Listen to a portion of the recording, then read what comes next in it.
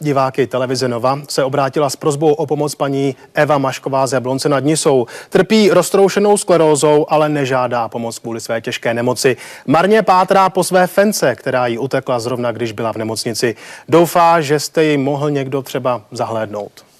Chtěla jsem poprosit, pokud někdo poznáte Ajšu, anebo ji máte už doma, kdybyste byli tak strašně hodní a vrátili mi ji. Paní Maškové se lesknou oči, když se probírá fotografiemi Fenky nebo medailemi, které vyhrála na výstavách. Chybí mi hodně, taky se mi hodně zhoršil ten zdravotní stav. Mám roztroušenou sklerózu. Když musela odjet na delší dobu do nemocnice do Prahy, dala své 3 krysaříky na hlídání kamarádce do Jeníšovic. Ajša ale trpěla steskem a vydala se paničku hledat. Pudy jí vedly směrem k Jablonci. Rozhodla se, že mě půjde hledat a utekla. 7letá Ajša se naposledy objevila tady na návsi ve Frýdštejně. Od té doby ji už nikdo neviděl.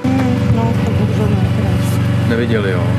Od té doby jako nemám zprávy. A tak pátrá i při svém zdravotním omezení na vlastní pěst. Jezdí po okolí, vylepuje výzvy s prosbou o pomoc. Zatím bezvýsledně. Myslí si, že se Fenka nakonec z hladu přidala k nějakým lidem. I když většinu peněz utratí za léky, uměla by nálezce Ajši i odměnit. Moc mi chybí.